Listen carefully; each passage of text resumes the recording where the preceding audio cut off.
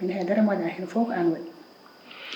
Acca an Yasine ko natte galle tan jaltuɗa sans raison. Kala ko jiiɗa wonko tagi. Kala ko jiiɗa wonko tagi.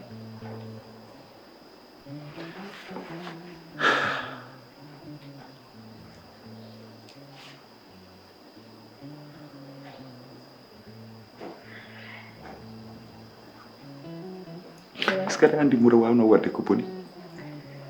Ndende ko fotma. Sa waɗi ko boni ko fotma. Sa wannano baba fonno wadde gila adal. Do fo hebtade mo huley. Tani huley galla mon no. Nani ɗo. Wadde gilli nde jiidirmi huley ni ko gilli. Oto way. Oto way aɗa waynaɓe sa wuyi hen no wayat wata way. Oto way aɗa waynaɓe sa wuyi hen no wayat. Ciboji ɗi. Koni Allah ñaawirno. Koni kadi Allah ñaawirno gandodiral mon. Woni fo ma waɗɗo Allah rewni. Ma ko ɗo Allah rewnino gandodiral mon.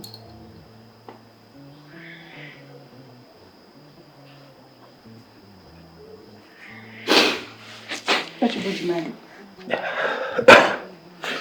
En fait, mboɗo waɗa gueɗe ɗiɗi. Mboɗo yetta Allah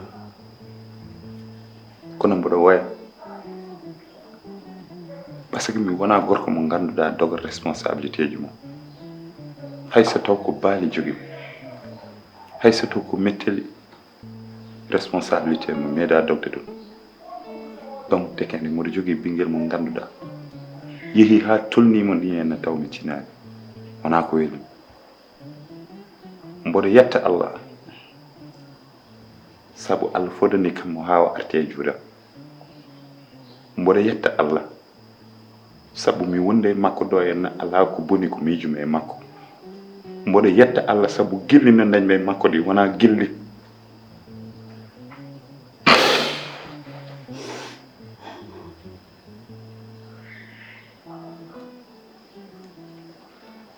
je croyais pas.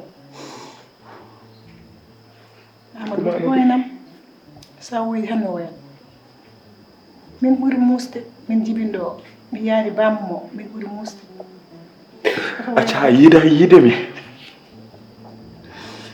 Amadou no mbaɗanmi? A yiidano yiide mi. Holno mbaɗanmi? Sa yiɗi no yiide mi a yiyat kam.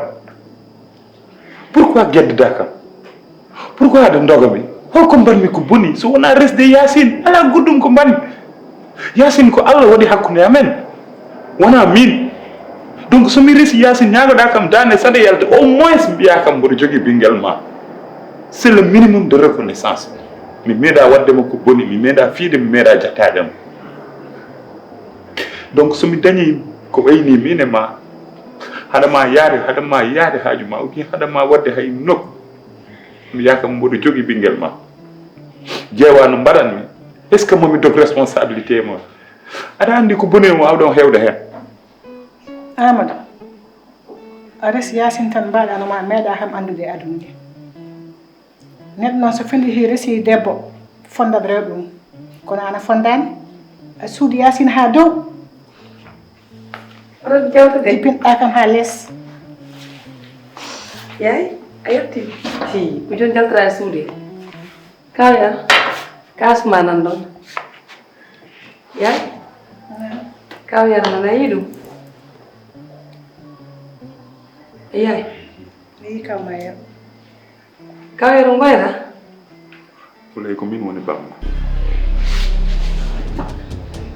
yaay ko go'on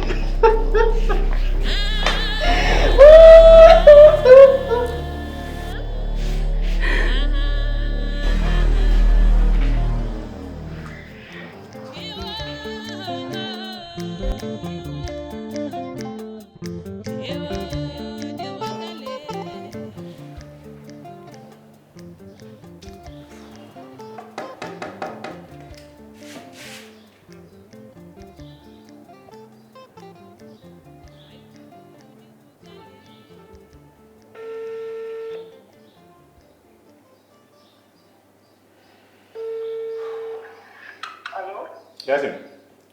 Oui. So hat sele jamane ma. alhamdulillah taala man ay tamtere tamtan machallah waaw mbimi mhm moƴƴi réfléchir no moƴƴi 500 000 mbaɗna kam proposé o finalement 750 000 mbawmi hay ɗum ko ballal franchement parler kisma 750 000 so tawi aɗa wawi ɗon mi wallirma ɗum hay ɗum franchement ko ballal wona ko gowmi wadde quoi d'accord kisma min 750 000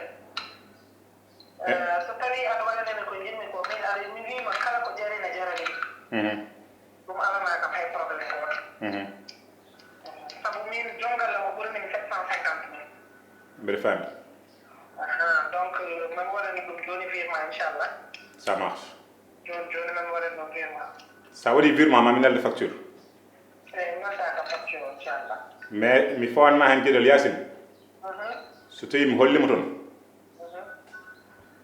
tu assumes tes responsabilités non t'inquiète fof ɗum yo ɓernoma lelu ok kam yo ɓernoma lelu min miɗa wawi gérde ko heddi ko ok tu m'envoies ça je t'envoie la facture et puis on clôture l'affaire je t'envoie ça tout de suite moƴƴi mi salminima allez merci beaucoup merci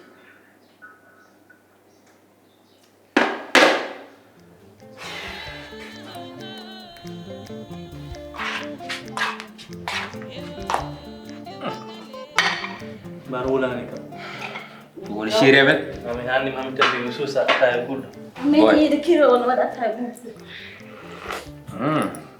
o ara hayde jiiɗa e ara mo jallam ɗo ñande ɗo ele kaye bortel hono wonnoon attaya sowona o haydara o wawa sowona bamula diwaji waniluma ha mami haalano copain ko mawɓe kala koko gonga jam ɓuuri juma ɓuuri jama ɓuuri afa gorko jam ɓuuri jambare hoore de non ɗon ɗan yettude Allah dal koye waade ko yettude Allah aɗa joni mbaɗa lerde kono kam ko katon ko ko jet wallu hollu kono noon mami haalani gueɗel gotel sono ko sago yitere wayata min so tawi a jooɗima o jooɗima on takkodiri mi heedi sara hakkillam o foof wonɗo ruttoto kono noon ko copain mo woni mo jaɓani to nannam kadi de sehilagal amen ko min tan heewi jaggande mo kono kanko hewani jaggande mi wat sees holɗum woni non wat sees yo haala kaale holɗum woni komi jagganami mo copain aɗa andi sa jaɓino hannde nde gardanmi galla ma ni ko noon gardata galla o ça veut dire te kadi gara toon jiya toon ƴiƴam ma non atta Aïcha yo haala ka ɓurno tuuba Aïcha hannde sonna jaɓino ko caggal mo walata mon copain ko cellimi hen ana yiiɗi Aïcha an kay arat galle kalna baba kumal waɗe kono an mboɗo yiiɗi Aïcha tan appel aji haala dow haala less mais a waɗat kay no foti waɗede ha kumal waɗa après noon min mi doora jaggude a won nena a wawa jaggude wallude men Aïcha ko Aïcha yiidata wona min mais est ce que ha yewtide Aïcha haɗa yewtude Aïcha kay kanko yo yaa e pawo direct tan o haalnomo te omo yejirimo affaire ka janode pam direct aɗa mami alani gueɗe gotel hanki yimɓeɓe gurno ko gurdam guertoɗe kono hannde yimɓe guuri ko gurdam kankaleje guertoɗe ko kañum men gardotono coppi ɗi ndewa caggal joni noon kono hannde ko coppi gardoto kankaleje ɗe ndewa caggal wona galle amen galle ɗe bawam ha joni kanko addoto ba bam sukaɓeɓe kamɓe jiyata kamɓe jiɗata kadi aussi a wawa wiide tan aɗa yiya neɗɗo kalda e mum salon jaaha paya e bammo ɗum firti hay sino so tawi a nanama ngal ɗon dewgal ngal dewgal wona dewgal ɓoyol mboɗo sikki neɗɗo rokkata fandina koko yiɗi des jours ne faɗi ko ɗiɗi yimɓe tan keñere hen mon frère kadi min ko mbawmi hen aɗa Aïcha kam ha haali mo a haala jangde o haalnanma mais je pense bien que actuellement qu'elle est heureuse parce que kala ɗo jeeyami kala ɗo tournemi so tawi koɗo banggue boîte uji so tawi koɗo banggue plage uji jeeyami tan komo yaada e nannunoɗomo sauvetage o docteur non aɗa suicide tinayi tina pas au courant non non sauvetage holo eyi wonde docteur ma o attends docteur galle moon o effectivement woni ɓuura docteur Moussa bien sûr non a haalata joni de ko kamɓe gondi so foofi ko on so yeehi ko on so jaggi ko on hay so ɗanimo sa woni docteur caflima clinique mo gonnomi o rek effectivement wadde min kay joni pammi on ɗon de na sellani nde so ari o namdata ko tawa samori de Aisha direct o namdoto tawa ari wala arani amo min kemi andino ngoppi hakkille Aisha mais du kanko meeɗa hollirde ɗum kanko docteur Moussa wona mere ɗa ciwi kewi mais non ata non ɗum wa kanko o hollirani koye noon il est très sérieux kanko e liggey mo mais non fat non copain heɗe mi haalma non jarani wota yaw ayi mami haalane gueɗel goriɗe no wooti kanko docteur o ko neɗɗo min komi neɗɗo ka neɗɗo an a yiiɗi ko jiɗɗa kono ne taki sare ma jogui oɗon sens kanko ɗo si so dañi sens yidde Aïcha a ɗacci foof worɓe tigui rigui rewnoɓe calluɗo no rewa makko ɗum sens makko on c'est ça ɗum tan woni l' essentiel o te aussi neɗɗo yo jabru Allah tan ɗum ne aussi en jabra ɗum Allah no Aïssa kay si jogori ƴettude relation kay mataw yottote changement o min mais Non. aussi docteur o min mi meeɗa sikkude mo affaire aji ɗin ɗon par ce que il est très sérieux e docteur ko ɓerde jogui docteur mbaɗe ala ɓerde kadi min copain min komi resta jogo seera jogo Aïssa ko adi fof ko miñam mais affaire waɗi kam surprendre affaire o no ƴuri kam to en tout cas hakkunde mon ma fewande sabu couple mon ne yaadi noon aɗa andi neɗɗo wona kala ko yiɗi heɓata koko mbajjiri rokkiɗum koko ɗum koma ha joni ni ko relation tan no wawi won Allah wasa wonde anda taw Allah ko hoddira ko waɗa découragé min dal ñagono ɗe kam tan dañje merci ko gandanɗa hoore ma moɗo fandina merci en tout cas mbeɗa wonma yeyna Aïcha ko cuɓi moƴƴiri mo ɗon woni Aïssa koy to ɗum wawi taw ko relation ni tan vite fait on sait jamais est ce que beyi ƴakkani pontoje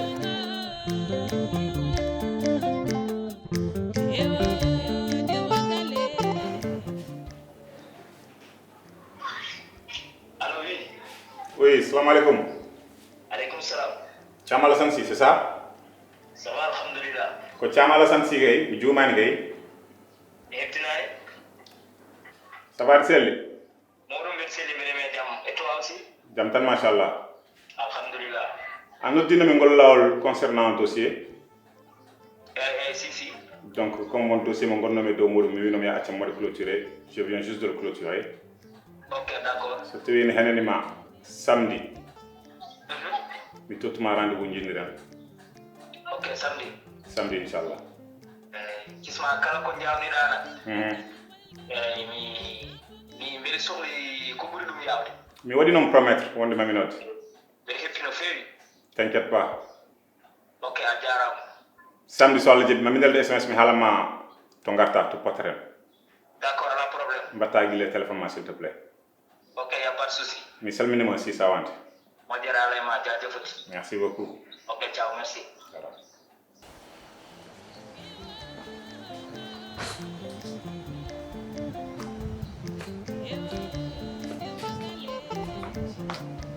Manamo, Wah, bebe. umurnya hen? On bari. Yang tadi ya? Ada mau discussion yang kita rabi. Ini deh. Kau gede reo ke? Wah, Jono kau dari dah? dara. Ada. Mamru ada. Wana so mamru ni do han asa so wana do saftata. No, dara. On s'est parlé ça. Minimum min kalde ko boya. Ouais, ko jaltu ser ne. Oke, wade kau ni? Kau ada asafta ni wala? Wana mi softan sa. Be, Kau ni kapa ni? mi faw ngani. Hol ko jinno mi jawren quoi. Ça fait 2 semaines wala une semaine. Min darare mi yide dum haalandema. Wada no haqqillam hukrimi wala miijoje garde horam. Mais hankadi ni yontimi haalama dum quoi. Kadi sa wiya neddo yidi neddo mbiɗa sikki suuddemo wona gueɗe ala hen. Non fulbina mbiɗe mbar ko jam. Non, ce n'est rien. Min kalko ummema walla kalko taarima kalko takkima minen foti takkade mi taro. Mi yiɗino haalandema ɗum mais mi hullanno holno réaction ma wayra hen. Il faut noon mi haalama ɗum par ce que sa nanti ɗum banggue goɗɗo rek ma won defedema te mboɗo yiɗi kala nderam walla nderma jowrden hen dañen consensus basa Ouley, la fille qui était chez vous, appartement mo kudio ko bama wari mo chez. Bama yoba appartement mo woni. Baba. Ajuman. En fait, depuis holden mbaɗɗa départ Min yahi ɗo ça fait 2 jours kono mi arano directement mi rew hôtel mbami toon 2 jours mi puɗɗi arde galle ɓuule ok donc ne gombuɗamaline a hettaki direct non laawol ngol mi muusi mi rew hôtel pour 2 jours acca ay demgal so haalani gonga ɗum haala fenande nonde halpulaare mbi mataw wona mine ma waɗi décidé pour yimdirde encore une fois peut-être je peux dire que so taw Allah rendini amen gulngol mboɗo wawi wiide ko Allah et puis mboɗo wawi wiide aussi ko tanno kam rewde e ullen e yidde e korsa ko jijam rien n'est hasard dans la vie Allah wata ko handa jamais plus grand chose aywa adduna hande e hanke fof hayso taw en kaldani hayso taw wari yiidem hatta kadi e nder hakkillam mi waɗani effacé automatiquement mi miidino dañde debbo biyeteɗo hayso taw Allah gasnima hakkude amen mais hunde goto tan musmi fam hen accami mi waɗani ko boni mi haalanima ko boni resde Yacine cikkumi wona ko boni mais pourquoi Yacine desni Yacine tan automatiquement mbiya kam rokkam dadam par ce que mi natti yiide et puis jaɓomi ɗum ɗo tan foto Amadou mi ferani konngol ma gila ɗo resa Yacine mi haalninoma kono a jaɓani heɗade min nde ndesɗa Yacine nde kadi a waɗan minimisé e nde mi wona debbo ma Yacine ala ko ɓurimi ala ko wone Yacine ko ala yam kono min ne wonno komi dimo ɗirim ɗi jeeɗi ɗum min hay goto famɗinta am ɗum tagi hami yaade goylam par ce que a yiyama ha gadduɗa hoore ma elle han mi wona debbo ma minen komi dimo jeyami goylam non koye dow yiyande ma woni koye dow yiyande ma woni et puis deuxièmement holko tagi ko jahata nde ganda tigui rigui sa cowiɗo ete debbo cowiɗo sa rokkimo dande en tant que o dañani ɓinguel firti ko dewgol noon gasani Amadou ɗum tagi jeeyami min hay goto hoynata ham sababude debbo nde musno nde ko minema wonno kono ayi Yacine tan mbaɗɗa ham abandonné minen jeyam bollam ko ɗum tan c'est vrai haali ko peut-être mi waɗano fodda komi potno mi waɗirde ɗum e kadi wona ngañi wona aussi mi yiɗano par ce que an ko boni ko fof ko nenam yiɗi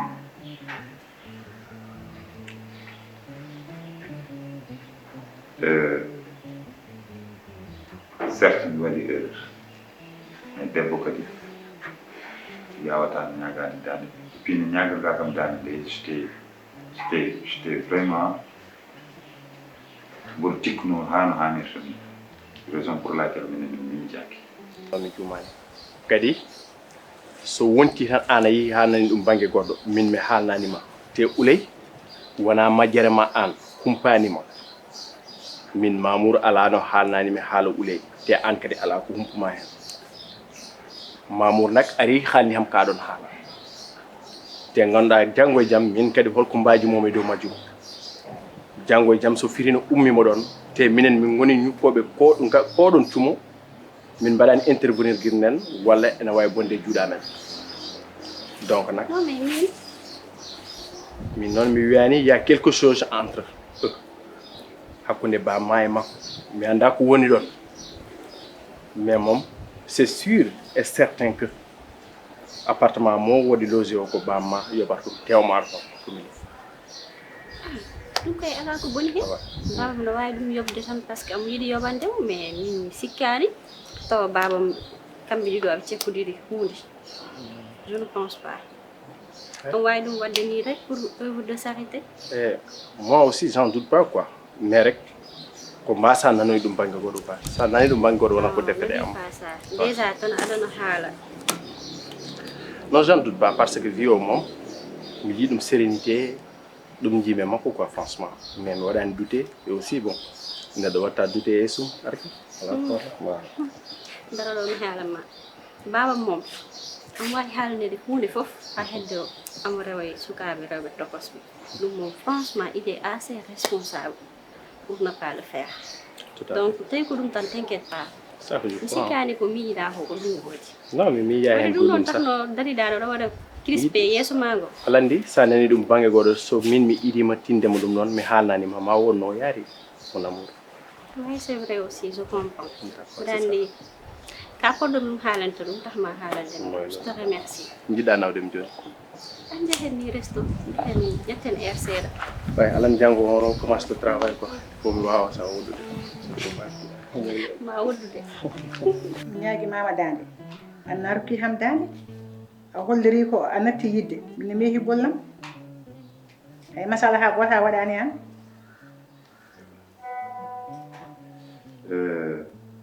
caggal ɗum ɗon fof aɗa sama quand même mi resanoma de kono kam on kam so ari hayso mi wonde makko ko yeeso ma jiyani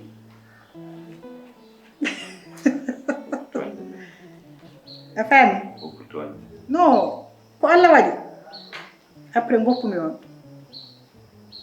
miñamo debbo warama reweyam yiilo gorko han dancimi gorko goɗɗo kono kadi c'est la même chose on nene yaari noon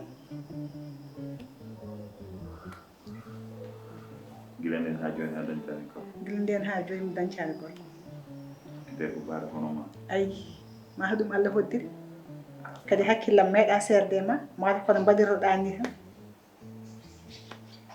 ko ɗum tan de hatte ɗum noon woni joni pourquoi yiila kam pourquoi jewani jewde so taw mboɗo ɓuuri li hay so wona ɗum ɗon e réseaux sociaux ji hande kala mo jiɗɗa yiide ɓe jiɗɗo min mi janggani école holno ƴewtumami réseaux sociaux te hakkillam me man garani pourquoi umaki ngari mani garani aɗa andi des fois moɗo holla tordago mboɗiɗo arde kadi mi haysa kono hakkillam meeɗa serde ma min ko an jinmi somi haalnima ko an jinmi somi haalnanima ko an jinmi e Allah wadde ɓuuri waddade an minoma ko Allah waddi hen ko wawi wonde ko fof mboɗo yetta Allah min ɓuuri yettude Allah min jiiɗo mo yetta aussi Houleye ɓinguelam nde o holli kam photo ma o wi kam ko Houleye wiyete automatiquement gandumi guinnirɗa ɗum ko nen ko yumma guinnirmomi par ce que mbaɗa horsini yumma mboɗo yettama no feewi e puis rimasa aussi ko heddi ko kala ko yiɗi mboɗo yiɗi mbiyanima kala ko jiɗɗa an sabu ɗum ɗo fof ko kanko i andina kono ko min sawnomo de kono rôle mo poɗɗen wadde o minama kanko waɗi ɗum haali gonko laken guittanmam oɗon woni kala ko wi kam hande baaba ɗum jimmi hakkude me yumma hakkude me nena ko ɗum wonata Allah newn min hooram ko ɗum jinmi est ce que yani a changé i kañum oɗo changé nayi wawi min ke kuñi ɗaymi nayi o mi nayi wawi Allah hande ɓurɗa wonde jontade Allah o yoni kam seeɗa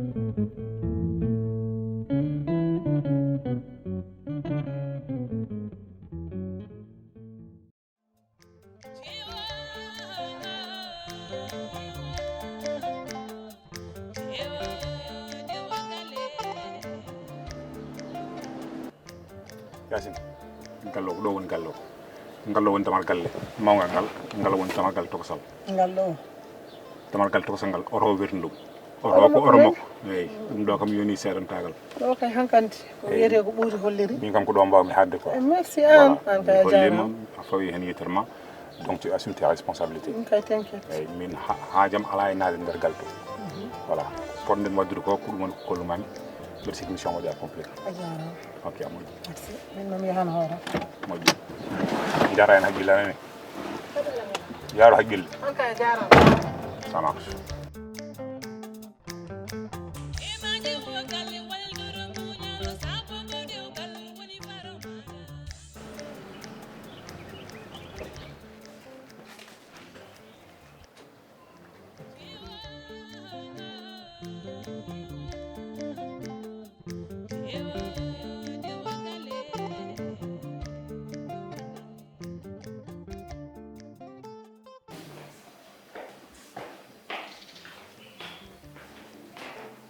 mi anda holto gonɗa yo yaltu oto ma non ɗo gaari ko ɓuuri kay holliri min a wawa yeyde bandiyagal ngal mi wawa yiitude a wawa waddude mi ngoɗo wuuro yaltu so tawi ka gorko yaltu min de min naji min mbeɗa andi aɗan ɗo gonɗa yaltu oto ma non ɗo gaari a wawa suuɗade mi yaltu so tawi ka bandi hande ma andu bandiyagal ma ngal ko hande kasata yaltu ɗo yaltu tawa kam ɗo aɗana e nder galle hen jarani kala de yaltu